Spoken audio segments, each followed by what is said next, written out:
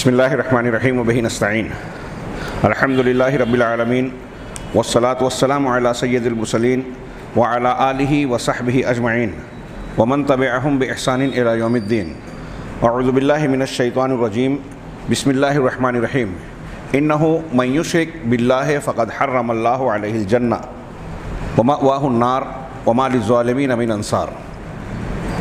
محترم حاضرین، کشف الشبہات کے درس میں شیخ محمد بن عبد الوہاب رحمہ اللہ کی انتہائی مفید گفتگو ہمارے درس میں جاری ہے۔ ایک وہ شخص جو صالحین، قبروں، بزرگوں کی عبادت کرتا ہے اور اس عبادت کرنے کے باوجود یعنی جو شرک ہے، اپنے آپ کو یہ سمجھتا ہے کہ میں منحرف نہیں ہوا، شرک میں مبتلا نہیں ہوا، ان کے شبہات کا تذکرہ سوال و جواب اور مکالمے کی شکل میں ہم پڑھ رہے ہیں۔ گزشتہ بحث آپ کے ذہن میں ہوگی کہ صالحین کی عبادت کے تعلق سے اس کے کچھ شبہات کا تذکرہ ہوا تھا، اور درس کے اختتام پر بغیر تشریح کے ہم نے شیخ محمد بن عبد الوہاب رحمہ اللہ کا قول سنایا تھا۔ اس میں یہ قول ہے کہ اگر وہ شخص جو صالحین کی قبروں کی عبادت کرتا ہے، اگر وہ یہ کہتا ہے کہ انا لا اشرک باللہ شیئا، میں اللہ کے ساتھ بالکل شرک نہیں کرتا، حاشا وکلا، یہ عربی میں کسی بات کو کہ ہم سے بہت بعید ہے، دور ہے، اس کے لیے بیان کیا جاتا ہے کہ ایسا ہرگز نہیں، قطعی نہیں، ایسا ناممکن ہے۔ لیکن آگے کہتا ہے وَلَكِنَّ الْإِلْتِجَاءَ إِلَى الصَّالِحِينَ لَيْسَ بِشِرْك، میں شرک نہیں کرتا، اور صالحین سے جو میں التجا کرتا ہوں، ان کی پناہ پکڑتا ہوں، ان کا دامن تھامتا ہوں یا واسطہ بناتا ہوں، یہ عمل میرا جو ہے یہ شرک ہے ہی نہیں۔ یہ اس کا قول نقل کیا۔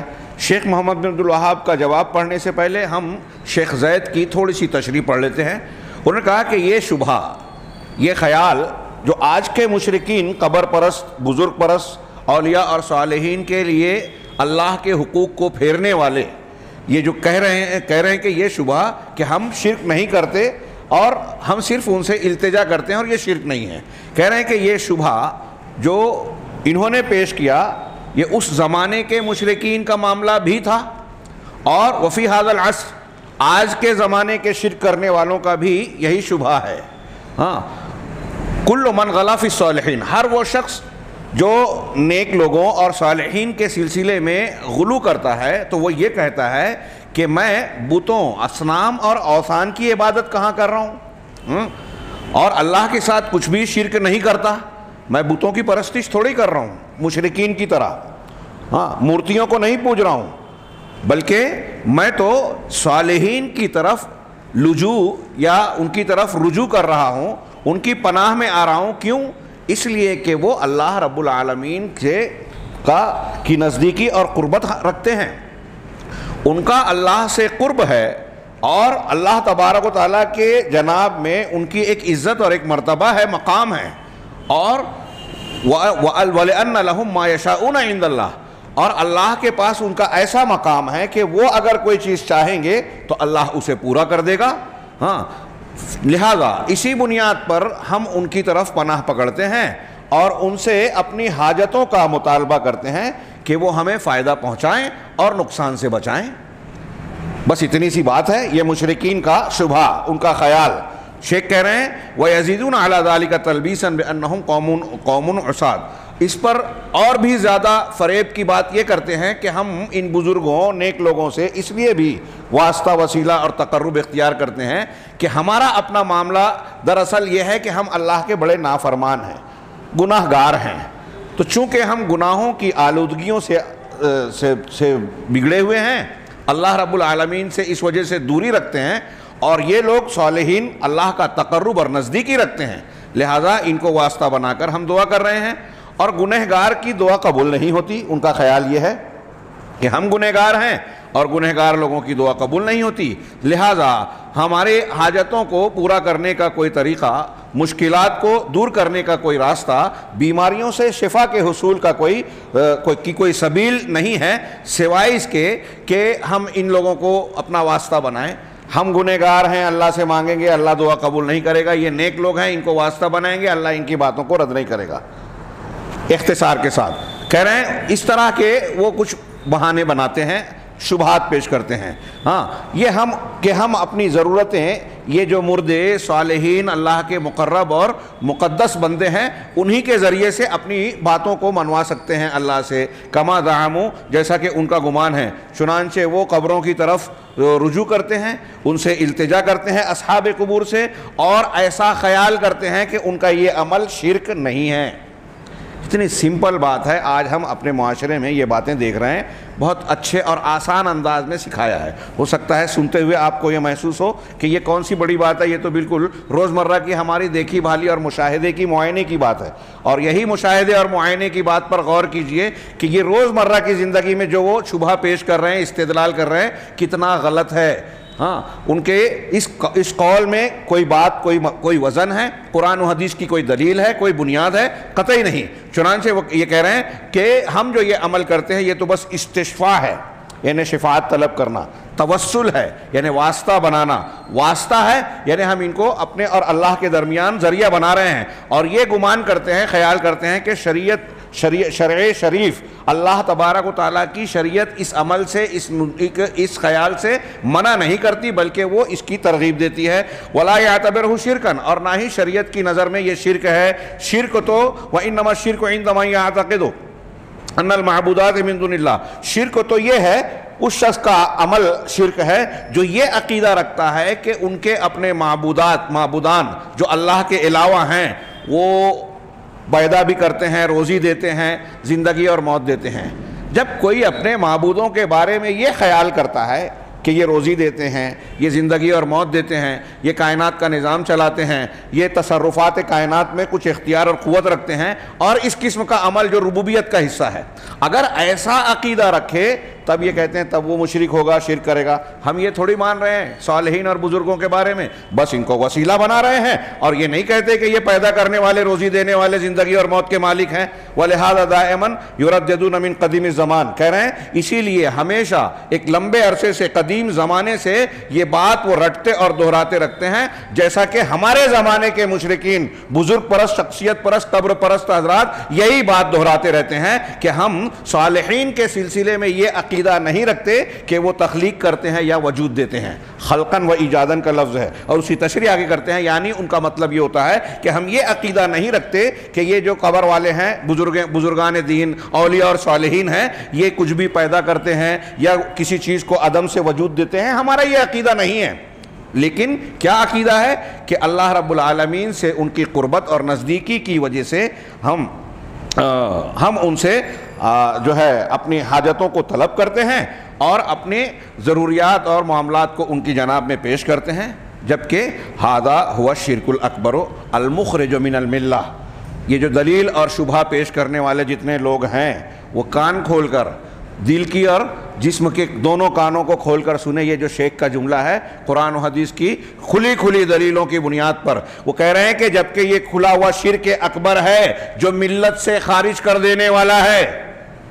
اگر ایک آدمی ایسے عقیدے اور عمل میں گرفتار ہے جو آج ہم دیکھ رہے ہیں کہ قبر پرستی اور شرکیات کے عمل اختیار کیے ہوئے ہے، بزرگوں کے تعلق سے یہ عقیدہ رکھ رہا ہے کہ ہم ان کو پکارتے ہیں، ان سے دعا کر رہے ہیں اور یہ شرک نہیں ہے، تو آپ کا یہ کہنا کہ شرک نہیں ہے، آپ بری نہیں ہو گئے. یہ شرک اکبر ہے، اور اگر آپ اس میں ملوث ہیں تو آپ اسلام کے دائرے سے باہر ہو گئے ہیں. لا الہ الا اللہ آپ کا سلامت نہیں رہا. آپ چاہے نماز پڑھ رہے ہوں، زکوٰۃ دے رہے ہوں، قرآن کی تلاوت کر رہے ہوں، ذکر و اذکار کر رہے ہوں، رسول کے سے محبت کا اور ان سے تعلق کا وہ جو ہے اعلان اور نعرہ کر رہے ہو، لیکن اگر یہ عقیدے میں آپ کے شامل ہے تو آپ کا لا الہ الا اللہ نہیں رہا، اسلام سے خارج ہو گئے.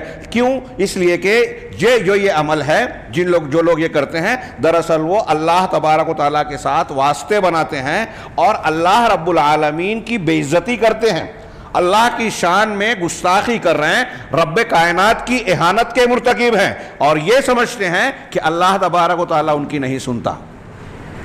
اللہ تعالیٰ ان کی نہیں سنتا، لہذا اسی بنیاد پر انہوں نے اپنے اور اللہ کے درمیان واسطے بنا لیے. یہ کس نے کہا؟ ابھی یہ جو ان کا مقدمہ ہے ان میں سے ہم نے کوئی تحلیل نہیں کی، انہیں اس پر تجزیہ آپ بتائیے کہ یہ کس نے بتایا کہ اللہ تبارک و تعالیٰ گناہ کرنے والوں کی دعا نہیں سنتا؟ یہ کس نے بتایا؟ ہاں یہ صحیح ہے کہ ایک آدمی متقی پرہیزگار ہے، اعلیٰ درجے کا ہے، تو اس کی دعا کی قبولیت کی زیادہ امید ہوتی ہے۔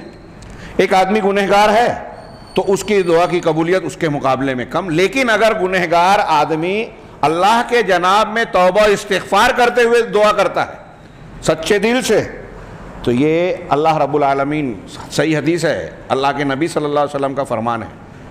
وہ مثال دی کہ ایک صحرا میں، جنگل میں ایک شخص اونٹ پر سوار ہو کے ریگستان میں سفر کر کے جاتا ہے۔ وہ روایت آپ نے بارہا سنی ہے، اونٹ گم ہو گیا، یہ بے ہوش ہو گیا یا سو گیا، اس کے بعد جب آنکھ کھلی تو دیکھا کہ اونٹ وہاں ساز و سامان جو ہے موجود ہے۔ جب اونٹ گم ہوا تو اب اس کو امید کٹ گئی کہ میں یہاں سے اس ریگستان سے زندہ نکل نہیں پاؤں گا، کھانے پینے کا سامان بھی اسی پر ہے، سواری بھی نہیں ہے، راستہ میں نہیں جان پاؤں گا، اور اسی ریگستان میں میری موت واقع ہو جائے گی۔ لیکن جب بیدار ہوا دیکھا سامنے اونٹ پھر سے موجود ہے، تو اتنا خوش ہوا، فرط مسرت میں اسے ہوش نہیں رہا کہ وہ کیا کہہ رہا ہے۔ اس نے خوشی کے مارے کہا اللہم انت عبدی وانا ربک، اے اللہ تو میرا بندہ اور میں تیرا رب ہوں، میں تیرا رب۔ اور خوشی کی زیادتی کی وجہ سے اس نے یہ بات کہی۔ اب یہاں سوچنے والی بات ہے، اللہ تعالیٰ، اللہ کے رسول نے کس کی مثال دی کہ للہ اشد فرحا من توبۃ عبدہ، کہ اللہ تعالیٰ اپنے بندے کی توبہ سے اس سے زیادہ خوش ہوتا ہے جیسے یہ آدمی خوش ہوتا ہے۔ یہاں خوشی کی تشبیہ دی گئی ہے سمجھانے کے لیے، اس آدمی کی تشبیہ نہیں دی گئی کہ اللہ تبارک و تعالیٰ کا بھی مزاج اور اوسان خطا ہو جاتا ہے اور سمجھ میں نہیں آتا کیا کہہ رہا ہے۔ یہ ہمارے اپنی سمجھ کے لیے ہے، اللہ کی اس سے تشبیہ نہیں دی گئی ہے۔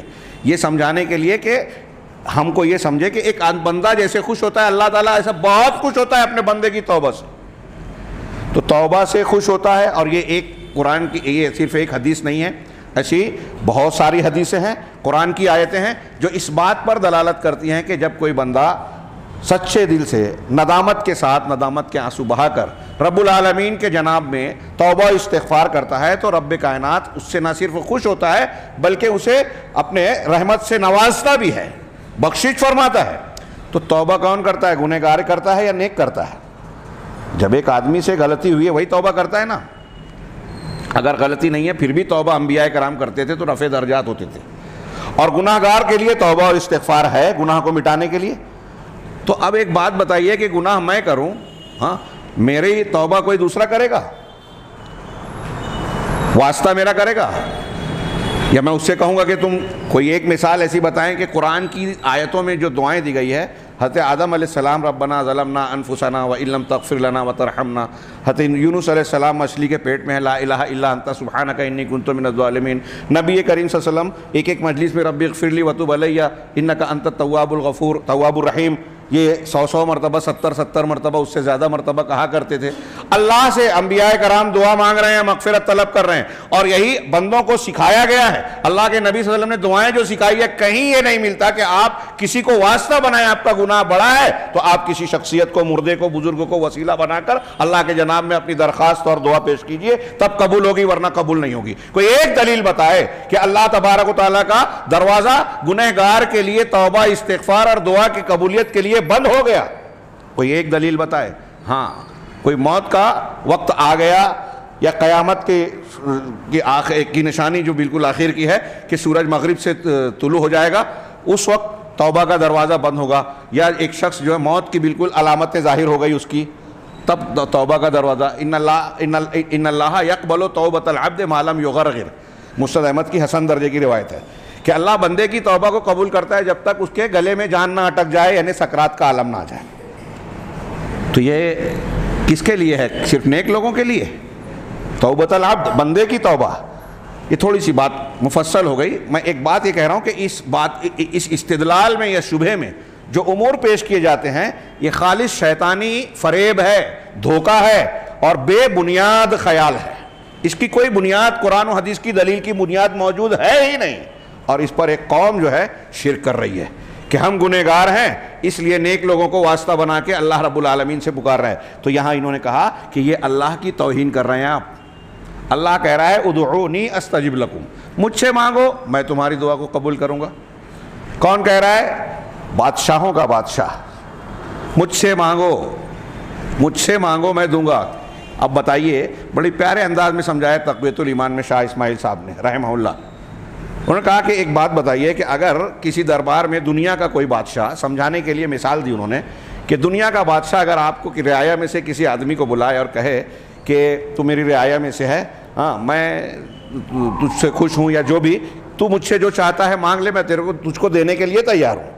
وقت کا بادشاہ اپنے تخت پر جو براجمان ہے وہ اپنی رعایا کے کسی فرد کو بلا کر یہ کہہ رہا ہے دربار میں اپنے روبرو کہ تو جو چاہتا ہے مانگ، میں دے دوں گا۔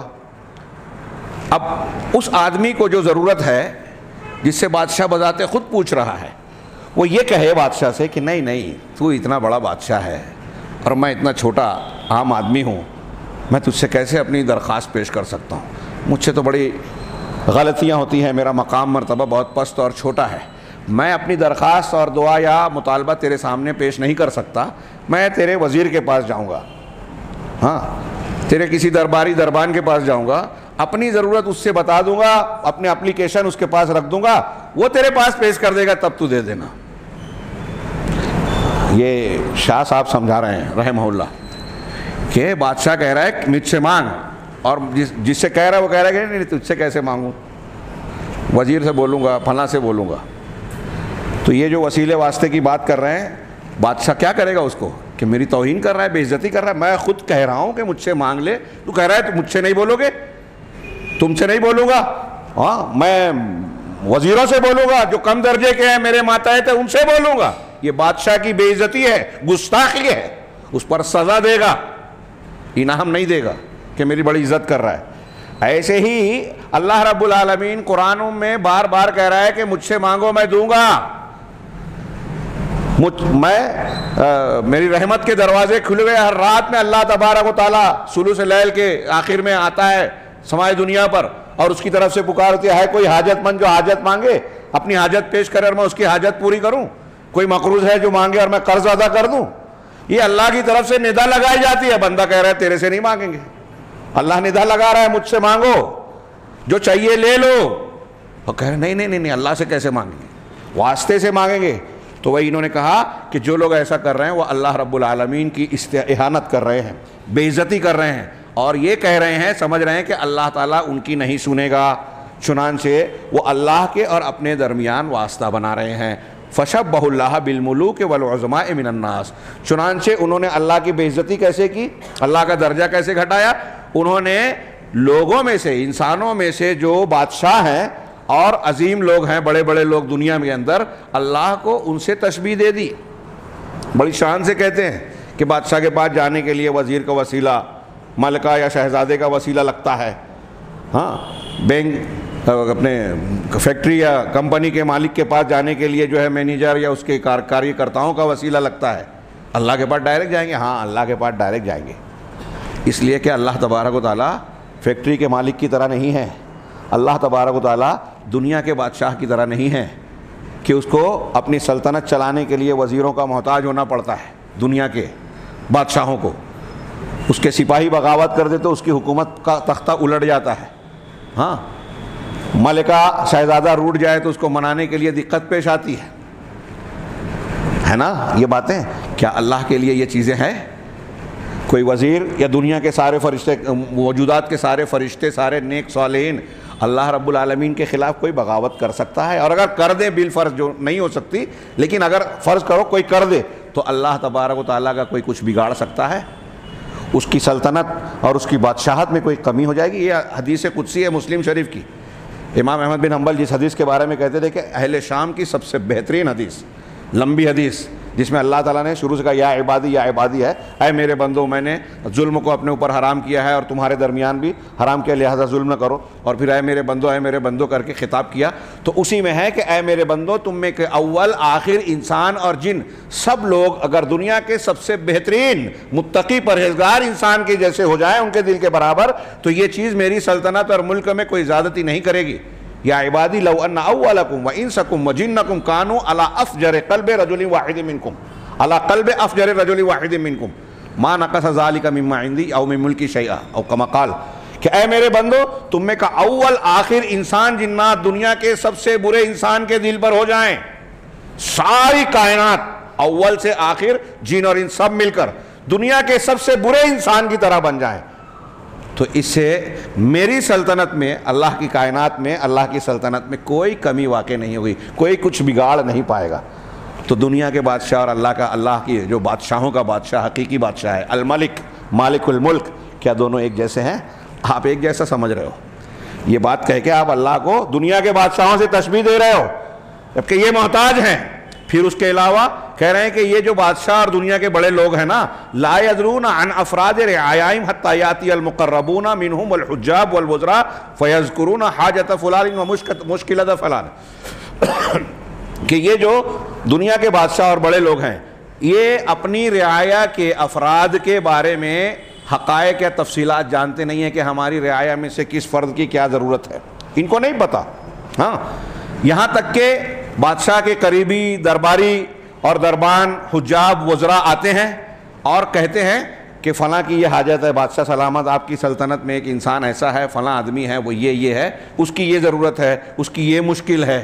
ہاں، جب یہ مقربین حجاب اس کو بتاتے ہیں تو بادشاہ اور عظیم شخصیات بادشاہوں کی طرف سے اس فلاں شخص کے تعلق سے کوئی فرمان جاری ہوتا ہے کہ اس کے ساتھ ایسا ایسا کیا جائے، اس کی ضرورت پوری کرنے کا کچھ انتظام کیا جائے، وہ بھی شاید پوری نہیں کر پاتے، تھوڑا موڑا مدد کر پاتے ہیں۔ کہہ رہے ہیں فَالَّذِي مَا كَانُوا يَعْرِفُونَ عَنْهُ شَيْئًا، کیوں؟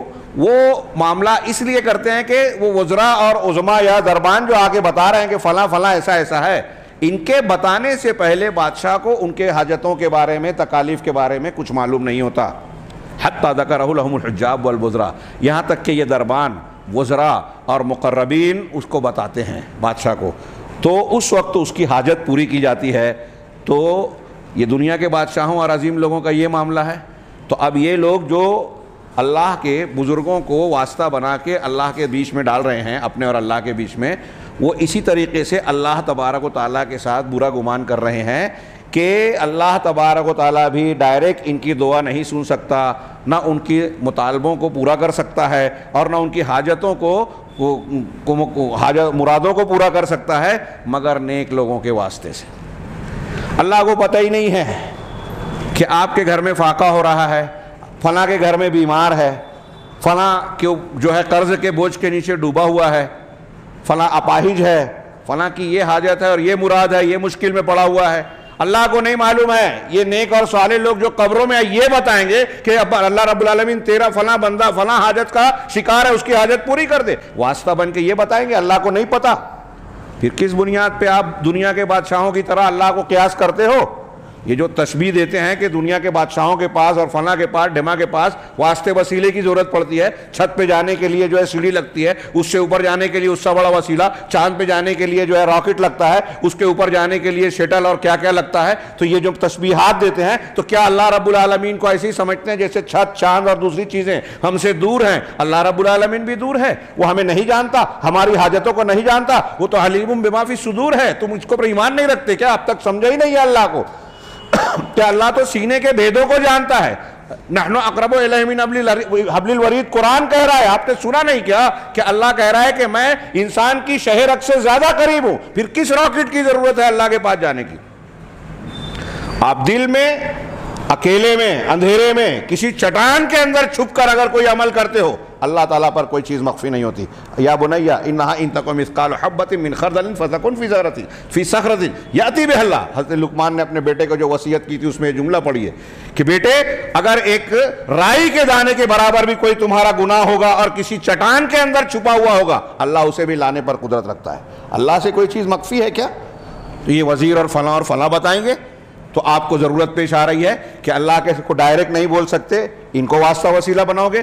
فَيَكُونُ الْأَمْرُ كَمَا قَالَ اللَّهُ تعالیٰ، جب ایسا معاملہ ہے کہ اللہ تبارک و تعالیٰ اور ان کے درمیان یہ صالحین کو واسطہ بنا رہے ہیں، تو پھر معاملہ ویسا ہی یہاں کے ٹھہر جاتا ہے، ہو جاتا ہے جیسا کہ خود اللہ تعالیٰ نے مکہ کے مشرکین اور دوسرے مشرکین کے بارے میں قرآن میں نقل کیا کہ وہ یہ کہتے تھے مَا نَعْبُدُهُمْ إِلَّا لِيُقَرِّبُونَا إِلَى اللَّهِ زُلْفَىٰ، کہ ہم ان بتوں کی، معبودان باطلہ کی عبادت صرف اس لیے کرتے ہیں کہ یہ ہمیں اللہ سے قریب کر دیں گے، قربت چاہ رہے ہیں اللہ کی، ان کو واسطہ بنایا۔ ان کو اللہ نہیں مان رہے ہیں، ان کو اللہ نہیں مان رہے ہیں۔ یہ قرآن کی آیت ہے مَا نَعْبُدُهُمْ إِلَّا لِيُقَرِّبُونَا إِلَى اللَّهِ زُلْفَىٰ۔ یہ مشرکین مکہ جو کہتے تھے وہی آپ کہہ رہے ہو قبر پوجنے والوں اور صالحین کو کی پرستش کرنے والے، ان کو پکارنے والے، چنانچہ یہ کہہ رہے ہیں فَهِيَ شُبْهَةٌ بَاطِلَةٌ۔ تو یہ جو انہوں نے پیش کیا کہ ہم ان کو واسطہ بناتے ہیں، ان کو اللہ نہیں مانتے، ان کو رزاق اور زندگی اور موت دینے والا نہیں جانتے، اس لیے جب ان کو واسطہ بنا کر پکار رہے ہیں کہ یہ نیک لوگ ہیں، اللہ ان کی سنے گا، ہم برے ہماری نہیں سنے گا، تو ان کا یہ شبہ باطل شبہ ہے، مشرکین مکہ اور کفار مکہ کے بالکل ہم مثل شبہ ہے۔ چنانچہ اس بنیاد پر نتیجہ یہ نکلتا ہے کہ واسطوں کا اختیار کرنا اور پھر ان کو پکارنا، ان کی عبادت کرنا، یہ شرک اکبر ہے، شرک اصغر نہیں، شرک اکبر ہے اور منکر ناپسندیدہ عمل ہے۔ اس لیے کہ لا فرق بین من یعبد الاحجار، اس لیے کہ جو شخص پتھروں کو، درختوں کو، لکڑیوں کو، سورج کو، چاند کو پوجتا ہے اور دیگر مخلوقات کو، اور وہ شخص جو کسی قبر کے پاس آتا ہے اور یہ دعویٰ کرتا ہے کہ یہ قبر والا یا قبر والی، مرد ہو یا عورت، یہ اللہ کا ولی یا ولیہ ہیں، پہنچا ہوا یا پہنچی ہوئی ہیں، ہاں، اور ان کو پکارتا ہے، یا اللہ کے نبیوں میں سے کسی نبی کی قبر پر آتا ہے یا ان کا نام لے کر ان کو پکارتا ہے، پھر انہیں اپنے اور اپنے رب کے درمیان واسطہ بناتا ہے اور ان سے یہ کہتے ہوئے مطالبہ کرتا ہے کہ اے فلاں میری اللہ تبارک و تعالیٰ کے جناب میں اے یہ حاجت پیش کر دے کہ اللہ تعالیٰ کی جانب سے میری یہ حاجت پوری کر دی جائے، یا یہ کہتا ہے کہ مدد یا فلاں، ہاں، یا شیخ عبد القادر جیلانی المدد، یا غوث المدد، یا علی المدد، اس طرح کا کوئی جملہ کہتا ہے۔ یہاں انہوں نے کہا مدد یا فلاں، اگر وہ یہ کہتا ہے اور اس قسم کے دوسرے شرکیہ الفاظ کہتا ہے، ہاں، تو جسے کہ یہ اس قسم کے الفاظ کو کہنے والا اور اس کو کرنے والا عملاً یا اس کا عقیدہ رکھنے والا جو بھی شخص ہوگا وہ اللہ تعالیٰ کے ساتھ شرک کرنے والوں میں شریک ہوگا۔ کون سا شرک؟ شرک اکبر۔ یہ پہلی بات جو قبر پرست صالحین کی پرستش کرنے والا کہتا ہے کہ نہیں میں ان کا شرک نہیں کرتا، اس کے قول کی تشریح کرتے ہوئے شیخ زید نے یہ بات کہی۔ اب اس نے جو یہ کہا کہ میں شرک نہیں کرتا، صالحین سے صرف التجا پکڑتا ہوں اور یہ شرک نہیں ہے، ان کو پناہ لیتا ہوں، تو شیخ محمد بن عبدالوہاب اس کے جواب میں جو جملہ کہہ رہے ہیں وہ اور اس کی تشریح اب ملاحظہ فرمائیں۔ وہ کہتے ہیں شیخ محمد بن عبدالوہاب فقل لہو، جب وہ یہ کہتا ہے کہ یہ شرک نہیں ہے، میں صالحین کو سے التجا کر رہا ہوں، یہ شرک نہیں ہے اور میں اللہ کے ساتھ شرک نہیں کرتا، تو اس سے تم جواب دو اذا کنت تقر انت ان اللہ حرم الشرک اعظم من الزنا، جب تم اس بات کا اقرار کرتے ہو، مانتے ہو کہ اللہ تبارک و تعالیٰ نے شرک کو زنا سے بھی زیادہ بڑھ کر، عظیم طریقے سے، بڑے طریقے سے بڑھ کر، زنا سے بھی زیادہ بڑھ کر جو ہے شرک کو حرام کیا، یعنی شرک کا جرم زنا سے بھی بہت بڑا ہے۔ ہاں، یہ تم مان رہے ہو، ایک مشرک کیا قبر پرست بھی اس کو مانتا ہے کہ شرک بہت بڑا گناہ ہے۔ ہاں، وَتُقِرُّ أَنَّ اللَّهَ لَا يَغْفِرُهُ، اور اس بات کو بھی تم مانتے ہو کہ اللہ اس گناہ کو معاف نہیں کرے گا، اگر توبہ کیے بغیر آدمی مر گیا کبھی جہنم سے نہیں نکلے گا، یہ قرآن میں ہے، ابھی ہم نے جو آیت پڑھی آگے آ رہی ہے، تم یہ بھی مانتے ہو۔ فَمَا هَذَا الْأَمْرُ الَّذِي حَرَّمَهُ اللَّهُ، اب تم مان رہے ہو کہ اللہ نے شرک کو حرام کیا زنا سے بڑھ کر، ہے نا، اور اللہ اس گناہ کو معاف بھی نہیں کرے گا، تو ذرا بتاؤ تو صحیح کہ یہ جس کو اللہ نے حرام کیا اتنی شدت کے ساتھ، جس کو معاف نہیں کرے گا، اتنا سنگین گناہ ہے، تو یہ گناہ ہے کیا جس کو اللہ نے حرام کیا اس شدت کے ساتھ، اتنا سنگین بتایا؟ تم سمجھاؤ کہ تم نے بتایا کہ یہ شرک نہیں ہے جو تم کر رہے ہو، اور شرک بہت بڑا گناہ ہے، اللہ معاف نہیں کرے گا، تو پھر شرک ہے کیا؟ ذرا سمجھاؤ ہمیں، جس کو اللہ نے حرام کیا ہے اور بہت شدت سے اس کی وعید بیان کی ہے۔ وَذَكَرَ أَنَّهُ لَا يَغْفِرُ، اور اللہ نے یہ بیان کر دیا کہ اللہ اس کو معاف نہیں کرے گا، تو وہ ہے کیا؟ فَإِنَّهُ لَا يَدْرِي، تو وہ آپ پائیں گے کہ وہ جو یہ جواب آپ سے دے رہا ہے نا، وہ جانتا نہیں ہے۔ یہاں انہوں نے ایک جملہ کہا، ہاں ابھی پیچھے یہ باتیں گئی ہے کہ وہ یہ کہیں گے جو مشرکین مکہ پتھر کو، بتوں کو پوجتے تھے، صرف اسی کو شرک کہہ رہا ہے، ہاں، تو اس طرح کی کوئی زبان درازی کر سکتا ہے، لیکن اس کا جواب آگے پیچھے آ چکا اور آگے آنے والا ہے۔ تو کہہ رہے ہیں نتیجے میں یہ جو شیخ محمد بن عبدالوہاب نے یہاں ابھی جواب ان کا ابھی آگے چلے گا سلسلہ، تو اس جواب کے تناظر میں شیخ زید تشریح کرتے ہیں کہ فالمشرک جاہل، مشرک آدمی جاہل ہے، مشرک آدمی جاہل ہے۔ یہاں میں ایک وضاحت کر دوں کہ اگر دنیا کی سب سے اعلیٰ یونیورسٹی میں کوئی نادر سے نادر قسم کی ڈگری کسی نے حاصل کی ہے، کوئی سائنٹسٹ ہے قانون داں ہے، ہاں زمین کے نئے نئے شعبوں کی تحقیق کرنے والا، بڑی سی ڈگری لے کر، یا فلکیات کو ناپنے والا، ہوائی جہاز اور اس کے پارٹس بنانے والا، راکٹ بنانے والا، خلاؤں میں سفر کرنے والا، کوئی کتنا بڑا بھی عالم ہو، اگر وہ مشرک ہے تو وہ جاہل ہے. اگر وہ مشرک ہے، دنیا کی کتنی بھی ڈگریاں لے لے، وہ اس معاملے میں جس کے لیے اللہ نے اس کو پیدا کیا ہے اس مقصد سے ناواقف ہے، جاہل ہے، ناآشنا ہے. دنیاوی اعتبار سے وہ کتنی بڑی بھی ڈگری لے لے، اس کا علم بے معنی ہے اگر وہ توحید کو نہیں جانتا. تو کہہ رہے ہیں فالمشرک جاہل. تو یہ جو ہم دیکھ رہے ہیں جتنے مشرک ہیں یہ جاہل ہے. والمشرکون اصناف، اب مشرکین کی بہت سی قسمیں بھی ہیں. کہہ رہے ہیں اغلبہم لا یعرف ان ھذا صنع شرک. ان کی اکثریت شرک کرنے والوں کی بڑی قسمیں ہیں، اور ان مشرکین میں اکثریت ایسی ہے جو یہ عمل جس کا ہم تذکرہ کر رہے ہیں، بزرگوں قبروں کی پرستش کرنے والا، یہ عمل یا یہ اس کارستانی کو وہ شرک نہیں سمجھتا. اکثر مشرکین اس بدگمانی غلط فہمی میں مبتلا ہیں کہ ان کی یہ کارگزاری جو وہ بتوں کے ساتھ یا قبروں کے ساتھ یا بزرگوں کے ساتھ کرتے ہیں یہ شرک ہے، ان کو نہیں پتہ. وسبب هذا الجہل عدم قبول بیان اہل العلم لضروب الشرک و خطرہ. کہہ رہے ہیں کہ ان کی جہالت کی وجہ کیا ہے؟ اہل علم جو شرک کی قسموں اور شکلوں کو بیان کرتے ہیں، اس کی سنگینی اور خطرناکی کو بیان کرتے ہیں، اسی طرح توحید کی حقیقت اور اس کی فضیلت کو جو اہل علم بیان کرتے ہیں دلائل کے ساتھ، یہ اسے قبول نہیں کرتے، اسے مانتے ہی نہیں ہیں. ہاں بل یسمون آذانہم، بلکہ اپنے کانوں کو بند کر لیتے ہیں، کانوں کو میں ڈاٹ لگا لیتے ہیں. وَيَمْنَعُونَ غَيْرَهُمْ مِنَ الْإِسْتِمَاعِ إِلَى الْحَقِّ، اور دوسروں کو حق سننے سے منع کرتے ہیں. آپ دیکھیے اکثر و بیشتر ہمارے یہاں جو لوگ شرک کرتے ہیں ان کا مزاج دیکھیے آپ. اگر آپ ان سے کچھ گفتگو کرنے جائیں، قرآن حدیث کی دلیلیں بھی پیش کریں، تو بڑی شدت سے وہ بھاگیں گے اور کہیں گے کہ نہیں ہم کو آپ کی بات سننا ہی نہیں ہے. آپ نے کچھ کہا، اگر وہ ان کی طاقت والا علاقہ ہے، اکثریت ہے، تو وہ ہاتھ چھوڑ سکتے ہیں، مار سکتے ہیں. ہماری مسجد میں نہیں آنا، ہاں مار کے نکالتے ہیں. ہم دیکھتے ہیں ہمارے قریب کے شہر ناسک میں، عمل نیر میں ایسی کئی واقعات سنتے ہیں. مسجدوں میں آنے سے منع کر رہے ہیں کلمہ گو لوگوں کو. وہ انہوں نے، ان کے بزرگوں نے، ان کے علماء نے بڑی شدت سے بتایا. کیوں؟ کہتے ہیں یہ کافر ہیں، ہمیں کافر کہہ رہے ہیں، اور قرآن کہتا ہے کہ کفار کے ساتھ سختی برتو. تو مسلمان کہلانے والے اہل توحید ان کے نزدیک اتنے سخت کافر ہیں کہ ان کو اپنی مسجد میں نہیں آنے دیتے. اور جو مسجدوں کو توڑنے والے کفار مشرکین جو طاقت میں ہوتے ہیں، ان کے سامنے رکوع اور سجدہ کرنے سے گریز نہیں کرتے. ہاں جب وقت گزر جاتا ہے تو حقائق بیان کرنے سے لوگ ڈرتے ہیں.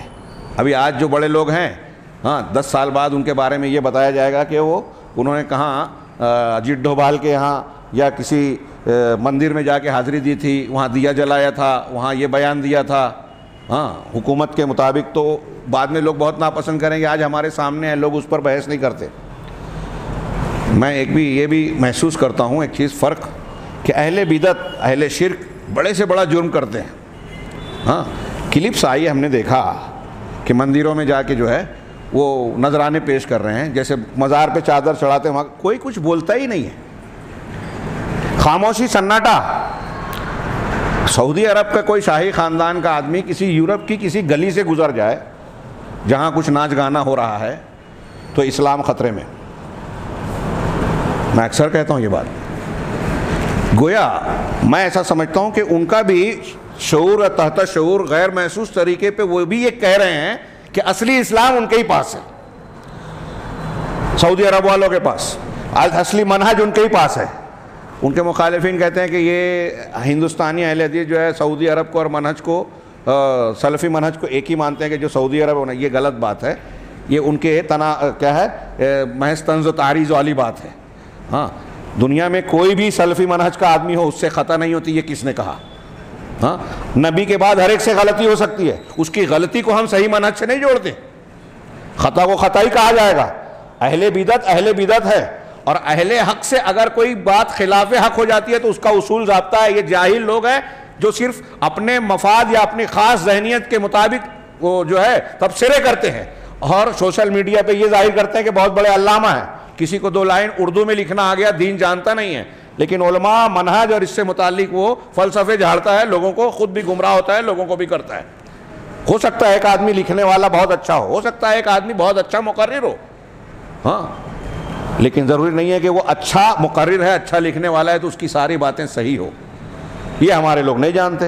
ہاں، ایک آدمی پھکڑ بازی کرتا ہے، اس کے پیچھے ٹیم ہوتی ہے، یہودیوں کی پوری ٹیم ہے، رافضیوں کی پوری ٹیم ہے، لاکھوں کروڑوں لگا کے ان کے پیچھے لوگوں کو لگاتے ہیں کہ یہ جیسے کوئی بیان دینا اسے اتنے سارے لوگ لائک کرنا، تاکہ ہمارے اہل سنت لڑکوں کو، نوجوانوں کو یہ لگے کہ دیکھو اس کو اتنا سن رہے ہیں تو اس سے متاثر، کیونکہ ان کو تو خود جاہل ہیں، ہمارے لوگ جاہل ہیں، تعداد دیکھ کے فیصلہ کرتے ہیں کہ یہ بہت بڑا عالم ہے، اس کو یہ ٹی وی پہ آتا ہے، اس کو اتنے لائک کرتے ہیں۔ یہ ہمارے ہاں کسی کے بڑا اور چھوٹا ہونے کی بنیاد ہے کہ اس کے جلسے میں زیادہ لوگ شریک ہوتے ہیں تو وہ بڑا عالم ہے، وہ ٹی وی پہ آتا ہے، اس کی بڑی شہرت ہو گئی تو وہ بڑا عالم ہے۔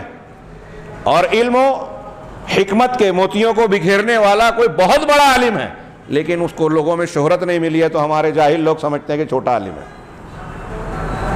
یہ جو باتیں ہم کہہ رہے ہیں، ابھی اس سلسلے میں بھی آگے بات شاید آئے، میں یہ عرض کروں گا کہ یہ جو باتیں ہم رد کر رہے ہیں اس میں بھی جاہل لوگ کہیں کہ ہمارے بھی تو علماء ہیں نا، آپ قبروں کی اور اس کی بات کر رہے ہو، آج کل کلپ آ رہی ہے، ہم دیکھ رہے ہیں کہ پیر صاحب جو ہے وہ اپنے خانقاہ ہے یا مسجد ہے پتہ نہیں کیا، وہاں وہ کھڑے ہوئے ہیں، لوگ کود پھاند رہے ہیں، کوئی آ کے ان کے سر پہ پیر رکھتا ہے، کوئی چومتا ہے، کوئی سجدہ کرتا ہے، پیر صاحب جو اس کی پیٹھ پر ہاتھ رکھ رہے ہیں اور نہ جانے کیسی کیسی خرافات کر رہے ہیں۔ میں نے شاید اس سے پہلے ذکر کیا تھا کہ اگر میں کلپس نہیں دیکھتا، سنتا تھا تو مجھے یقین نہیں آتا کہ آج بھی جب اتنا علم والا دور، قرآن حدیث اتنا عام ہے، اتنی بڑی بڑی جہالتیں پائی جاتی ہیں۔ یہ واقعی بہت بڑی توفیق سے محرومی والی بات ہے۔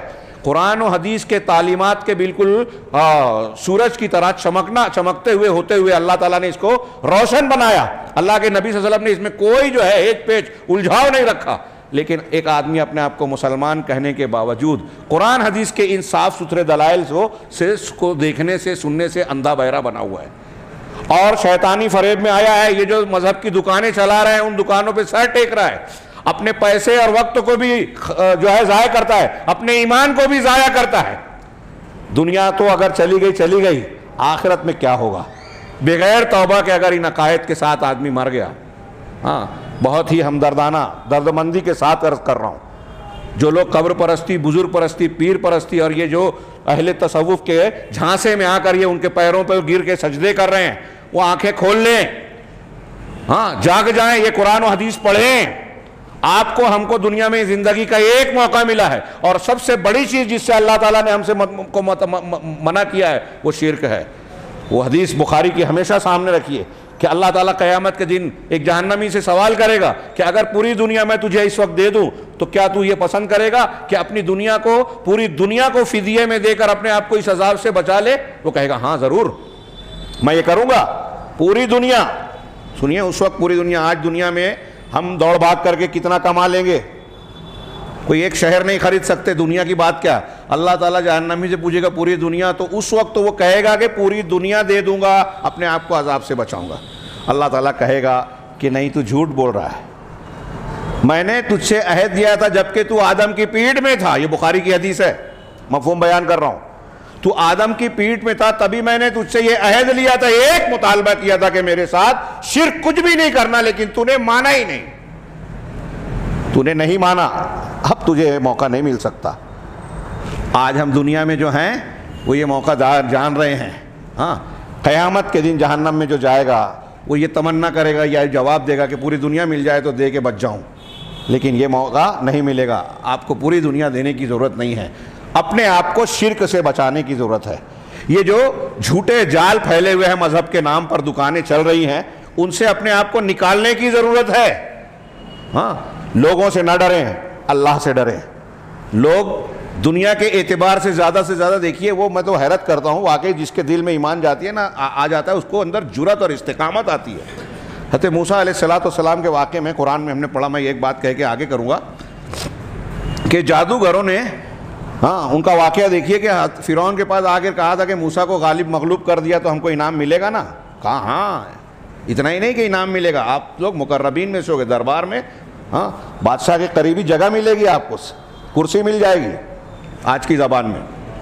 ہاں، بڑی خوشی خوشی دنیا کے انعام کے لالچ میں حضرت موسیٰ علیہ السلام کو ہرانے چلے. واقعے کا مقصود بیان کرنا نہیں ہے. حضرت موسیٰ کا معجزہ دیکھا, ان کی دعوت سنی اور معجزہ دیکھا. جب حضرت موسیٰ علیہ السلام کا معجزہ اور ان کی ساری چیزوں سے جادوگروں کو بالکل سمجھ میں آ گیا کہ یہ تو موسیٰ علیہ السلام واقعی اللہ کے رسول ہیں اور یہ موسیٰ کی طاقت نہیں ہے, اللہ تعالیٰ کی طاقت ہے. تو سب کے سب سجدہ ریز ہو گئے اور کیا کہا, آمنا برب موسیٰ و ہارون, ہم موسیٰ اور ہارون کے رب پر ایمان لائے. ہمارے ہندوستان میں بزرگوں کے واقعات بتاتے ہیں تو بزرگان اپنا سجدہ کرواتے ہیں. ہم اتنے پہنچے ہوئے ہیں تو ان کی قبروں پہ جا کے سجدہ کرو. وہاں جادوگروں نے موسیٰ علیہ السلام کو سجدہ نہیں کیا, موسیٰ علیہ السلام کی پاور شکتی نہیں مانی. ہمارے یہاں کرامت اور معجزہ بتا کے صاحب کرامت اور صاحب معجزہ کو پجوایا جاتا ہے, اس کی عظمت بتائی جاتی ہے. ان کا مقام ضرور ظاہر ہوتا ہے اللہ تعالیٰ کے نزدیک, لیکن وہ اللہ کی خصوصیات میں اور حقوق میں شریک نہیں ہوتے. یہ جادوگروں کو بھی سمجھ گیا تھا. اگر موسیٰ علیہ السلام کی طاقت سمجھتے تو ان سے لڑتے, لیکن اس لیے ایمان لایا تھا کہ یہ جان گئے تھے کہ یہ موسیٰ کی طاقت نہیں ہے, یہ اللہ کی طاقت ہے اور ہم اس کا مقابلہ نہیں کر سکتے. اگر موسیٰ علیہ السلام کی طاقت ہوتی تو ہم بھی ان کی طرح انسان ہیں, لڑ سکتے ہیں, لیکن یہ تو اللہ کا فرستادہ بھیجا ہوا شخص ہے اور ان کے اللہ کی تائید ہے, ہم ان کا مقابلہ نہیں کر, اس لیے ایمان لائے. اب ایمان لانے کے بعد جب فرعون نے ان کو دھمکی دی, جو ابھی کچھ دیر پہلے فرعون سے انعام مانگ رہے تھے, دنیا مانگ رہے تھے, اب فرعون نے دھمکی دی کہ یہ تمہاری ملی جوڑ ہے, ملی بھگت ہے, سازش ہے, اور اگر تم نے واپس اپنے آپ کو نہیں کیا تو تم کو میں کھجور کے تنوں پہ لٹکا دوں گا. لأصلبنکم فی جذوع النخل, کھجور کے تنوں میں تم کو سولی دے دوں گا. وَلَأُقَطِّعَنَّكُمْ ایدیکم وارجلکم من خلاف, اور تمہارے ہاتھ پیر کو الٹی سمتوں سے, یعنی ادھر کا ہاتھ تو ادھر کا پیر, ادھر کا ہاتھ تو ادھر کا پیر کاٹ دوں گا. جادوگروں نے کیا کہا, تھوڑی دیر کے لیے سوچئے, سورہ طٰہٰ میں جا کے پڑھیے, اقضِ ما انت قاض, جو تجھ کو فیصلہ کرنا ہے کر لے. میں اپنے مالیگاؤں کی زبان میں اس کا ترجمہ کرتا ہوں سمجھانے کے لیے کہ جو اکھاڑ رہا ہے اکھاڑ لے. کون کہہ رہا ہے فرعون کو, یہ جادوگر. ہاں, تو زیادہ سے زیادہ, اگلا جملہ ہے جادوگروں کا کہ تو زیادہ سے زیادہ اس دنیا کی زندگی کا فیصلہ کرے گا. میں وہی بات کہہ رہا ہوں کہ اگر ایمان کی بشاشت, اللہ کا خوف اور جہنم کا خوف ہمارے دل میں ہے تو دنیا کے لوگوں کا ڈر نکال کر پھینک دیجئے, اللہ کی توحید کے سلسلے میں کسی کا خوف بیچ نہ آنے دیجئے. یہی ہمارا بنیادی امتحان ہے اس دنیا میں. توحید تو یہ ہے کہ خدا حشر میں کہہ دے یہ بندہ دو عالم سے خفا میرے لیے ہے. یہ توحید ہے کہ آپ اللہ کے ہو جائیں, کوئی ناراض ہوتا ہے ہوتا رہے. اور اسی بنیاد پر میں کھل کے یہ بات بیان کر رہا ہوں کہ یہ جو بزرگ پرستی, قبر پرستی اور یہ جو پیر پرستی کا سلسلہ چل رہا ہے, مزارات میں یا خانقاہوں میں سجدے کیے جا رہے ہیں, چومے چاٹے جا رہے ہیں, یہ وہ کام کیے جا رہا ہے جس کو اللہ کے رسول صلی اللہ علیہ وسلم نے اپنے لیے بھی جائز نہیں کیا. جہاں فرما دیا کہ اگر اللہ کے رسول صلی اللہ علیہ وسلم کے سامنے بعض صحابہ نے عجم سے آ کر دیکھا کہ کچھ لوگ اپنے بڑے لوگوں کو سجدہ کرتے ہیں تو حضرت سعد رضی اللہ تعالیٰ نے آ کے آپ کو سجدہ کیا, کہا یہ کیا, ہاں سجدہ کسی مخلوق کے لیے جائز نہیں ہے. اگر میں کسی کو اجازت دیتا تو عورت کو دیتا کہ اپنے شوہر کے لیے کرے, لیکن وہ بھی جائز نہیں. تو کلیئر ہو گیا کہ سجدہ کسی کے لیے جائز نہیں. اور پیر صاحب اپنا سجدہ کروا رہے ہیں, لوگ پوچھ رہے ہیں. حیرت کی بات ہے, کیسے نبی کو مانتے ہیں, کیسے نبی سے محبت کرتے ہیں, قرآن حدیث کی مخالفت کرنے کے بعد کہتے ہیں کہ ہم ان سے قرآن حدیث کو ماننے والے یا نبی سے محبت کرنے والے ہیں. آ رہا ہے ابھی موسم, جو لوگ سنت کو پڑھتے نہیں ہیں, سنت کو ماننے کے لیے تیار نہیں ہیں, اللہ کے رسول صلی اللہ علیہ وسلم کی حدیثیں کس معاملے میں کیا کہتی ہیں اور آپ نے کن چیزوں سے منع کیا اس کو جاننے کے لیے تیار, وہ یہ نعرے لگائیں گے کہ ہم رسول اللہ صلی اللہ علیہ وسلم کا دامن نہیں چھوڑیں گے. تو میں کہتے ہیں دامن آپ نے پکڑا ہی نہیں ہے. غصہ مت ہوئیے ہماری بات سے, ہماری بات کو اپنے عمل پر تول کے دیکھیے. رسول کے ماننے والے سب سے زیادہ وہ ہیں جو رسول کی سنتوں کو پڑھتے ہیں اور آپ کی بات مان لینے کے بعد کسی مخالف کی مخالفت کی کوئی پرواہ نہیں کرتے کہ اللہ کے رسول کا فرمان ہے, آپ ناراض ہو ہم یہی مانیں گے. یہی ہم کہہ رہے ہیں. اللہ کے نبی صلی اللہ علیہ وسلم یہ کہہ رہے ہیں کہ یہ جو لوگ اس جہالت کے شکار ہیں اس کی وجہ یہ ہے کہ انہوں نے حق کو سننے سے اپنے کانوں کو بند کر لیا, حق کو سننے سے روک لیا اپنے آپ کو, اور اپنے آپ کو اس سے پھیر کے رکھا ہے. حق کو سننا چاہتے ہی نہیں, قرآن و حدیث کا ان کو ذوق ہی نہیں ہے. ہاں, وَهَؤُلَاءِ قَامَتْ عَلَيْهِمُ الْحُجَّةُ الرِّسَالِيَّةُ بِبَلَاغِ الْعُلَمَاءِ لَهُمْ, کہہ رہے ہیں کہ یہ جتنے لوگ ایسے ہیں علماء کے ان تک پہنچنے کے ساتھ حجت رسالیہ، اللہ تعالیٰ کا پیغام جو رسالت والا دنیا میں اللہ نے بھیجا ہے، اہل حق علماء ربانیین کے پہنچنے کے ذریعے سے ان پر حجت پوری ہو گئی ہے۔ اب یہ کانوں کو بند کر رہے ہیں، آنکھوں کو بند کر رہے ہیں تو یہ گنہگار ہو رہے ہیں، اللہ کے یہاں مجرم رہیں گے۔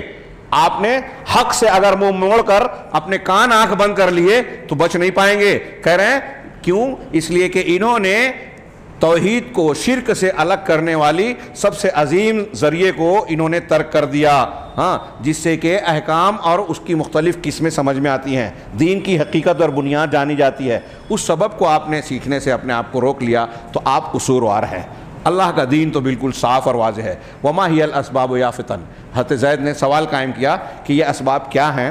کہہ رہے ہیں الاسباب ہیا، یعنی جس سے آدمی سچائی تک پہنچے، رسولوں اور انبیاء کرام علیہم الصلاۃ والسلام کی اطاعت کرنا، ہاں، ان کے زندگی کے دنوں میں بھی، ان کی موجودگی کے وقت بھی، اور رسولوں اور انبیاء کے بعد بھی، انبیاء اور نبیوں کا طریقے کی جستجو کرنا، اور پھر انبیاء کرام جب گزر گئے تو ان کی تعلیمات کو پہنچانے والے جو علماء ربانیین ہیں، اہل بدعت نہیں، علماء ربانیین، کہہ رہے ہیں ان کی اطاعت کرنا۔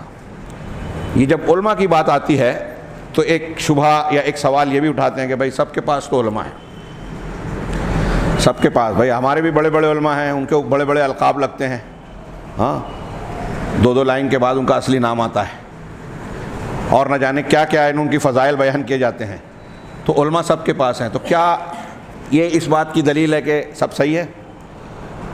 کون سا گروہ ہے جس کے پاس علامہ، فہامہ، شیخ الحدیث، شیخ التفسیر اور فلاں مجتہد زماں اور فلاں لقب والے لوگ نہ ہوں؟ اگر ایسے القاب لگا لینے سے وہ گروہ یا اس گروہ کے ماننے والے جس سے اس کا تعلق ہے وہ حق پر ہو گئے، تو اللہ کے رسول صلی اللہ علیہ وسلم کی بہت ساری حدیثیں اور قرآن سب غلط ہو جائے گی کہ 72-73 فرقے ہوں گے، سب جہنم میں جائیں گے سوائے ایک کے۔ اب اس آپ کے فلسفے کے مطابق تو 72-73 سب کے پاس علماء ہے نا، تو اب ایک عام آدمی ہر ایک کو عالم دیکھ کر، علماء کا چہرہ دیکھ کر صحیح مانتا رہے؟ یہ ایک الگ بحث ہے کہ کون سا عالم معتبر ہے، قرآن و حدیث پر چلنے والا، قرآن و حدیث یا صحیح تعلیمات کو لوگوں تک پہنچانے والا کون سا عالم ہے۔ اس کے علامتیں اور وہ پہچان بہت آسان ہے۔ اگر ایک آدمی تتبع کرے، جستجو اور غور و فکر اور تحقیق کرے تو اس میں زیادہ دن نہیں لگے گا کہ کون سے علماء صحیح منہج والے ہیں، یہ جان جائے۔ جب آپ جان جائیں گے کہ اس گروہ کے علماء ربانیین ہیں یا ان کا منہج اور طریقہ یہ ہے، تو پھر آپ ان کی طرف رجوع کر سکتے ہیں، ان سے سوالات کر سکتے ہیں۔ تو کہا کہ علماء کے بعد جو انبیاء اور رسولوں کے منہج پر چلتے ہیں، ان کی اطاعت کر کے، ان کے پیچھے چلنا اور ان کی اطاعت کرنا۔ انبیاء کرام اب نہیں ہیں، نبی کریم صلی اللہ علیہ وسلم اب چلے گئے، آخری رسول، اب کوئی نبی آنے والا نہیں، تو ہم کس کی سنیں گے؟ تو بولتے ہیں علماء کی۔ کون سے علماء کی؟ علماء کی اپنی بات نہیں، وہ علماء جو آپ کو قرآن و حدیث بتائیں، قرآن و حدیث پر عمل کرنے والے ہوں، صحیح عقیدے، توحید اور اتباع سنت کرنے والے ہوں۔ جو بدعت کرنے والے ہیں، بدعت کو فروغ دینے والے ہیں، ان کو نہیں۔ میں نے اس سے پہلے کے بعض دروس میں بیان کیا کہ جیسے میں نے کہا نا کہ بہت آسان ہے، ایک سمپل بات آج تھوڑا سا اشارہ پھر سے کر دوں کہ آپ دیکھیے کہ کسی کے بارے میں منہج جاننے کے لیے کہ ان کے یہاں کوئی بنیادی بدعت پائی جاتی ہے، جیسے آج تحریکی لوگ ہیں، ہے نا، شیخ حسن البنا، سید قطب صاحب، مولانا ابو العلا مودودی صاحب، بڑے بڑے نام ہیں، ان کی کتابیں ہیں، تفسیر ہے، یہ ہے، وہ ہے، ہاں۔ اب آپ تھوڑی سی تحقیق کریں کہ کیا ان کے سارے معاملات قرآن حدیث کے مطابق ٹھیک ٹھاک ہیں؟ ہم کو پیمانہ دیا گیا کہ وہ جو نبی صلی اللہ علیہ وسلم کے مطابق اور صحابہ کے مطابق جس کا عقیدہ، عمل، منہج ہو، وہی جنت میں جانے والا ہے۔ تو کیا ان کے طریقے اللہ کے نبی اور صحابہ کے مطابق ہیں؟ آپ تھوڑا سا مطالعہ کریں گے، تحقیق کریں گے، آپ کو پتہ چل جائے گا کہ ان کے یہاں ایسے کئی انحراف پائے جاتے ہیں، تفسیر میں صحابہ کے طریقے سے ہٹے ہوئے ہیں، ہاں، ایمان کے معنی کے معاملے میں ان کا موقف اہل سنت والجماعت، صحابہ، تابعین، تبع تابعین، بلکہ امام ابو حنیفہ، امام شافعی، امام مالک، امام احمد، تمام محدثین کے طریقے کے خلاف ہے۔ یہ خارجیوں کی طرح مرتکب کبیرہ کو کافر قرار دیتے ہیں، ان کی جان مال کو حلال قرار دیتے ہیں. ہاں ان کے ہاں اباحیت ملے گی آپ کو، رافضیوں کی طرح باطنیت ملے گی. اللہ تعالیٰ کے اسماء و صفات میں اہل سنت والجماعت کا جو متفقہ عقیدہ ہے اس سے انحراف ملے گا. ان سب کے یہاں انبیاء کرام اور صحابہ کرام کے بارے میں جو اہل سنت والجماعت کا متفقہ عقیدہ ہے اس سے انحراف ملے گا. انبیاء کی شان میں گستاخیاں، سید قطب کی فی ظلال القرآن کئی چیزیں کتابیں لکھی ہوئی ہیں مولانا ابوالعلا مودودی صاحب کے یہاں. ان کی اپنی فکر کے مطابق کچھ انبیاء کو بھی جو ہے انہوں نے تنقید سے چھوڑا نہیں. صحابہ کرام کے تعلق سے روافظ کے راستے پر چلے گئے، حدیثوں کا انکار کرنے والے راستے پہ چلے. یہ اتنی موٹی موٹی اصولی صرف باتیں آپ دیکھیں تو آپ کو سمجھ میں آ جائے گا کہ یہ منہج حق نہیں ہے، نہیں ہو سکتا. جہاں قبر پرستی ہے، بزرگ پرستی ہے، اللہ کے خوبیاں، اللہ تعالیٰ کی خصوصیات بزرگوں اور اولیاء اور صالحین میں دیا جا رہا ہے. عام طور سے بدعت منائی جا رہی ہے. 15 شعبان کو بدعت بھی کہہ رہے ہیں، منا بھی رہے ہیں. ایک آدھ دو بدعت اگر کسی سے ہوتی ہے تو اس کو بدعت ہی نہیں کہا جائے گا، وہ ایک الگ تفصیلی بحث ہے کہ پورا منہج حق ہے، کہیں غلطی ہو رہی ہے. تو ایک دو چیز سے ایسا نہیں ہوگا جس سے پورے منہج پر فرق نہیں پڑتا. اس کا اصول ہے، اہل علم نے، امام شاطبی، علامہ ابن تیمیہ وغیرہ نے لمبی بحثیں کی ہے. لیکن عمومی مزاج یہ بنا ہوا ہے کہ کیا فرق پڑتا ہے. ہاں شب 15 شعبان کو قرآن ہی تو پڑھتے ہیں نا، اور فلاں فلاں دن بدعت کرنے میں کیا حرج ہے؟ بدعت حسنہ ہوتی ہے، یہ قاعدہ ہی آپ نے بدل دیا. تو جہاں شرک پایا جائے، جہاں بدعت کھلے طور پر پائی جائے اور وہاں کے عمومی طور سے ان کے علماء اس کی نکیر نہ کریں، وہ اہل حق ہو ہی نہیں سکتے. ان کا منہج صحیح منہج ہو ہی نہیں سکتا. عمومی طور سے کہہ رہا ہوں. آپ دیکھیں جماعت اہل حدیث میں کوئی آدمی اگر اس قسم کی کوئی بدعت، کوئی خرافات کرے، آپ کو اہل حدیثوں میں اہل حدیثوں پر تنقید کرنے والے ملیں گے دلیل کی بنیاد پر. شخصی اور وہ جو ذاتی جھگڑے اس کی بات نہیں کر رہا ہوں. یہ اختلاف کوئی معنی نہیں رکھتا ذاتی جھگڑوں والا، یہ ہر جگہ دنیا میں ہے، ہوتا رہے گا. اور شیطان کا یہ طریقہ ہے کہ جو شرک بدعت نہیں کرتا ان کو آپسی اختلاف میں مبتلا کرتا ہے، بخاری کی روایت میں. ہاں لیکن آپ حق کی پہچان کے اعتبار سے یہ دیکھیں گے، ابو مظفر سمعانی اور کئی علماء نے لکھا کہ اہل حق کی ایک پہچان آپ کو بہت بہترین اور زبردست بات کہ آپ عہد اول سے لے کے آج تک دنیا کے کسی خطے میں اہل السنہ والجماعہ، اہل الحدیث، اہل الاثر کہلانے والے، سلفی کہلانے والے علماء کی عقیدے اور منہج کی کتاب اٹھائیے، آپ کو کوئی فرق نظر نہیں آئے گا. سن 3 صدی 2 صدی میں اگر کسی نے کتاب لکھی ہے، 8ویں صدی، 9ویں صدی، 10ویں صدی، 11ویں صدی، 14ویں صدی، ان کی کتابیں اور ان کی کتابیں آپ ملائیے، آپ کو الفاظ کا، عبارت کا فرق ملے گا، اختصار اور تفصیل کا فرق ملے گا، لیکن باتوں کا فرق نہیں ملے گا. الا ماشاء اللہ بہت ناقابل، بہت یقین، بہت قابل ذکر نہیں ہے جو معمولی. ابو مظفر سمعانی کہتے ہیں کہ آپ کو ایسا لگے گا کہ ایک آدمی جو عرب کا رہنے والا ہے، افریقہ کا رہنے والا سلفی عالم ہے، آسٹریلیا اور کسی یورپ کے ملک میں سلفی عالم ہے، یہ میں اس میں اضافہ کر رہا ہوں. ہاں اگر آپ دیکھیں گے تو ایسا لگے کہ سب کے سب ایک ہی طریقے پہ لکھ رہے ہیں، ایک ہی طریقے پہ عقیدہ اور منہج بیان کر رہے ہیں. یہ اہل حق کی پہچان ہے. اور اہل بدعت آپ ایک ہی ریاست میں فرق پائیں گے. ہاں ہمارے ہاں سنا ہے کہ برہان پور میں یہ ابھی 12 ربیع الاول آ رہی ہے، یا معراج والی جو دن آتی ہے تو وہاں ایک عید کی نماز کی طرح ایک عید میلاد کی بھی نماز ہوتی ہے، دوسری جگہوں پہ نہیں ہوتی. ہاں ہماری جو عید الاضحیٰ اور عید الفطر دنیا میں ہر جگہ ہوتی ہے، ایک طریقے سے ہوتی ہے. بدعتی تہوار، بدعتی اعمال آپ کو ہر شہر میں الگ الگ ملے گی، رنگ الگ، کیونکہ قرآن حدیث میں نہیں ہے. جس کو جیسے دماغ میں آیا منا لیا. اور اب تو گستاخی کی انتہا. میں نے سنا ہے، بلکہ ایک کلپ پچھلے سال دیکھا تھا کہ 12 ربیع الاول کو نبی کریم صلی اللہ علیہ وسلم کا برتھ ڈے کیک بنا کر اس کی عیسائیوں کی طرح کیک بنایا جاتا ہے، موم بتی لگا کے اسے بجھاتے ہیں، کیک کھاتے کھلاتے ہیں. میں ان کو گستاخ رسول مان رہا ہوں. ہاں وہ کچھ بھی کہیں، اللہ کے نبی صلی اللہ علیہ وسلم کہہ رہے ہیں من تشبہ بقوم فہو منہم، جس نے کسی قوم کی مشابہت اختیار کی وہ انہی میں سے. ہاں اور آپ ایک دوسری قوم کے طریقے سے نبی صلی اللہ علیہ وسلم کا برتھ ڈے بنا رہے ہو. یہ گستاخی نہیں تو اور کیا ہے؟ اگر دوسروں کے تعلق سے کوئی بات ہو تو یہ محبت رسول کا مظاہرہ کر کے اس کے اوپر الزامات لگاتے ہیں. ہاں ایسی کتنی جہالت کی بنیاد پر ایسی شریعت کی مخالفتیں کتنی عام ہیں. اسی کو عقیدے کی بنیاد پر یہاں کہہ رہے ہیں شیخ کہ رسولوں کی اطاعت کا کی جائے اور رسولوں کو ماننے والے ان کی اطاعت کرنے والے علماء حق کے پیچھے چلا جائے. یہ چھوڑ دیا ان لوگوں نے اسباب, اس کو نہیں اختیار کیا. اور وَتَرْكِ كُلِّ مَا يُخَالِفُهُمْ, اور جو نبیوں کا طریقہ ہے اور جو متفقہ طور پر علماء حق جن چیزوں کو اختیار کرتے ہیں اصولاً اور عملاً عقیدتاً, ان کے مخالف چیزوں کو چھوڑ دینا چاہیے, کہ جو وہ کہہ رہے ہیں کہ غلط ہے اس کو چھوڑ دینا چاہیے. لیکن یہ مانتے ہیں.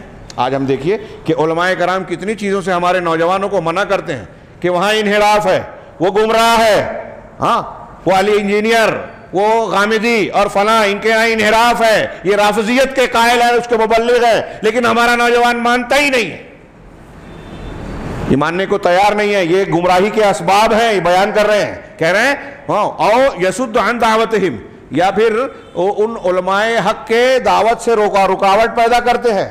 آپ دیکھیے کہ اہل بدعت کا یہ عمل آپ کو بہت ملے گا کہ اہل حق کی کتابوں کو جلا دو, پڑھو نہیں, ان سے بات مت کرو, اور اگر وہ بات کرے تو ہاتھ چھوڑ دو, لڑائیاں کرو, ان کو اپنی مسجد میں آنے مت دو, ان کی کتابوں کو رکھنا جائز نہیں ہے, ان کی تقریر مت ہونے دو. یہاں تک کہ آج کل دیکھنے میں آتا ہے کہ اگر کوئی اہل حق کی مسجد بن رہی ہے تو اس مسجد کو بننے نہ دیا جائے, رکاوٹیں ڈالی جائے, زمین کی قیمت بڑھا دیں, نہیں رکاوٹ ہو رہی ہے تو وہاں فوراً ان سے پہلے اپنی ایک مسجد بنا دی جائے تاکہ یہ نہ بنا سکیں, تو ان کے دعوت سے ان کو روکا جائے. وَيَصْرِفُ النَّاسَ عَنْهَا وَيُصْرَفُ النَّاسُ عَنْهَا, اس سے لوگوں کو پھیرا جائے. فَمَنْ فَعَلَ ذَلِكَ فَقَدِ اهْتَدَىٰ, تو جو شخص, ہاں معاف کی ایک لائن چھوٹ گئی, کہہ رہے ہیں کہ جو علماء کی اطاعت جو انبیاء اور رسولوں کی اطاعت کرنے والے علماء کی اطاعت کرتا ہے اور ان کی طرف متوجہ ہوتا ہے, ان سے محبت کرتا ہے, ان کی تصدیق کرتا ہے, اور علماء اور انبیاء کی تعلیمات کے مخالف چیزوں کو ترک کرتا ہے اور ان کی دعوت سے روکتا ہے اور لوگوں کو اس سے پھیرتا ہے, تو جو شخص یعنی جو مخالف چیزیں ہیں اس سے لوگوں کو روکتا ہے, اس سے لوگوں کو پھیرتا ہے, تو جو ایسا کرے گا وہ ہدایت یاب ہے. اس لیے کہ یہ لوگ رسولوں کے ہؤلاء الرسل واتباع الرسل هم العارفون باللہ, کیونکہ انبیاء اور پیغمبر جو تھے اور انبیاء اور پیغمبر کو ماننے والے, ان کے طریقے پہ چلنے والے جو ہیں وہ اللہ کے عارف ہیں, اور یہ وہ اللہ کو جاننے والے ہیں, اور یہ بھی وہی سب سے زیادہ جانتے ہیں کہ اللہ عز و جل کے لیے کیا واجب ہے, ہم کو کیا کرنا چاہیے, کیا فرض ہے, اور کس بندے کو اللہ کے جناب میں کون سے حقوق بجا لانے چاہیے, اور بندے کو اللہ تعالیٰ کے ساتھ کون سی چیزیں نہیں کرنی ہیں, اور جو چیز اللہ کے لیے کر رہے ہیں دوسروں کے لیے نہیں کرنی ہے. ہاں غیرہم لا یعلمون, یہ انبیاء اور ان کے ماننے والے سب سے زیادہ جانتے ہیں. انبیاء کے علاوہ دوسرے لوگ اس کو نہیں جانتے, ہاں اس کو نہیں جانتے. اب آپ اگر جس پیر صاحب کے اور فلاں کے پیچھے چل رہے ہو, اس کے طریقے, اس کی فکر, اس کی دانشوری سے متاثر ہو کے آپ اس کی علم و دانش کو یا فکر کو اگر قبول کر رہے ہو اور رسول کی تعلیمات کو چھوڑ رہے ہو تو آپ گمراہی کے راستے پہ اپنے آپ کو لے جا رہے ہو. کہا الا یہ کہ کوئی آدمی جو ہے حق کو چاہتے ہوئے, اگر جاہل بھی ہے, حق کی تلاش میں ان کی تعلیم حاصل کرے اور پھر اس پر عمل کرے تو وہ بچ سکتا ہے. فعندہم, چنانچہ ان کے نزدیک, یعنی پرانے مشرکین اور جدید دور کے مشرکین جو شرک کرتے ہیں, ان کے نزدیک زنا جو ہے وہ ناپسندیدہ گناہ ہے, جبکہ زنا کو وہ گناہ مان رہے ہیں, لیکن قبر میں مدفون نیک لوگوں کی طرف پناہ پکڑنے کو اور اصحاب قبور سے واسطہ تعلق قائم کرنے کو, یا ان کے ساتھ عبادت تعبدی معاملات کرنے کو, اس کو وہ عبادت اور دینداری سمجھتے ہیں. زنا کو برا سمجھ رہے ہیں اور اس کو دینداری, جبکہ یہ زنا سے زیادہ خطرناک گناہ ہے. کہہ رہے ہیں وَإِذَا نُوقِشَ الْمُشْرِكُ فَإِذَا, اور اگر مشرک سے نقاش کیا جائے, اس سے بحث کیا جائے ان معاملات میں, اور مقابلہ کیا جائے, کہ مقارنہ کرا جائے کہ زنا, چوری, شراب کا پینا اور صالحین سے, ان کی قبروں میں جو ہیں صالحین سے تعلق قائم کرنا, بندگی کا, ان کو پکارنا تاکہ وہ ہم کو فائدہ پہنچائیں یا نقصان سے بچائیں, یہ ایک عمل ہے. زنا, چوری, شراب خوری ہے, ان کو دونوں کو ملایا جائے تو وہ یہ سمجھے گا, یہ کہے گا کہ زنا, چوری, شراب کا پینا یہ عظیم گناہ ہے. تحریک چلا رہے ہیں, یہ بہت بڑا گناہ ہے. ہاں لیکن صالحین کی قبروں کی طرف پناہ پکڑنا, ان کے نزدیک وہ کہتے ہیں کہ نہیں, یہ تو عبادات میں سے ہے اور یہ صالحین کی محبت کا حصہ ہے, اور ان اسباب اور طریقوں میں سے ہے جس سے حاجتیں پوری ہوتی ہیں, مصیبتیں دور ہوتی ہیں, اور اس جیسے اور بھی وہ شبہات جس کو کہ پرانے زمانے سے آج تک مشرکین پیش کرتے ہیں، شرک کرنے والے یہی پیش کرتے ہیں۔ اور قرآن و سنت میں، جبکہ قرآن و سنت میں صاف صاف ان امور کو رد کیا گیا ہے، اس کو بے بنیاد قرار دیا گیا ہے، اور صراحت سے قرآن و حدیث کی نصوص ان کو باطل قرار دیتی ہیں۔ میں چاہتا تھا کہ اگلی عبارت بھی آج پیش کر کے اس کی شرح ہو جائے۔ میں صرف شیخ محمد بن عبدالوہاب کا جملہ پڑھ رہا ہوں تاکہ آپ کو اگلے درس میں وہیں سے شروعات ہو سکے۔ تو اگر وہ یہ کہتا ہے، وہ لوگ یہ کہتے ہیں کہ مجھے نہیں معلوم کہ شرک کیا ہے، تو تب تم ان سے کہو، ہے نا، کہ کہے گا نا کہ یہ تم یہ مانتے ہو کہ ہماری طرف سے کہا جائے تم مانتے ہو کہ شرک بہت بڑا گناہ ہے، اللہ اس کو معاف نہیں کرے گا، اور یہ جو ہے تم اس زنا سے بھی بڑا گناہ ہے، تم مانتے ہو، پھر بھی تو تم خود یہ بتاؤ کہ شرک کیا ہے۔ تو نتیجہ یہ نکلے گا کہ مشرک بولے گا کہ میں نہیں جانتا، یا جو جواب دے گا وہ یہی ہوگا کہ وہ اصلی شرک کو نہیں پہچانتا۔ تو پھر اس سے جواب میں کہو کہ کیف تبرئ نفسک من الشرک وانت لا تعرف، جب تم شرک کو جانتے ہی نہیں تو کیسے کہہ رہے ہو کہ میں شرک نہیں کر رہا ہوں؟ اپنے آپ کو کیسے بری قرار دے رہے ہو جبکہ تم خود جانتے نہیں شرک کیا ہے؟ تو اپنے آپ کو کس بنیاد پہ کہہ رہے ہو کہ میں شرک نہیں کرتا؟ ام کیف یحرم اللہ علیک ھذا، یا پھر ایک دوسرا سوال کہ اللہ تبارک و تعالیٰ اس چیز کو تم پر کیسے حرام کر رہا ہے، ویذکر انہ لا یغفر، اور یہ کہہ رہا ہے کہ اللہ اس گناہ کو معاف نہیں کرے گا، اور پھر تم ولا تسأل عنہ ولا تعرف، اور پھر اس گناہ کے بارے میں آپ اہل علم سے، لوگوں سے پوچھتے بھی نہیں اور اس کو جانتے بھی نہیں، اس کی تحقیق بھی نہیں کرتے۔ اتظن ان اللہ یحرمہ، کیا تم یہ سمجھتے ہو کہ اللہ نے اسے حرام تو قرار دیا لیکن ہمارے سامنے بیان ہی نہیں کیا کہ وہ گناہ کون سا ہے جس کو اللہ نے حرام کیا، جس کو معاف نہیں کرے گا، کہ یہ سب سے بڑا گناہ ہے، اس پہ مر جائے تو کبھی معاف نہیں کرے گا، یہ اللہ کہہ رہا ہے، اور بتایا نہیں شرک کسے کہتے ہیں، بتایا ہے۔ کیسے بتایا ہے وہ انشاءاللہ آئندہ درس میں ہم پڑھیں گے۔ اللہ رب العالمین ہمیں صحیح عقیدہ سمجھنے اور اسے اختیار کرنے کی توفیق دے، اور اس کے ذریعے سے دنیا اور آخرت میں کامیابیوں سے نوازے۔ وآخر دعوانا الحمدللہ رب العالمین، وصلی اللہ علی نبینا محمد۔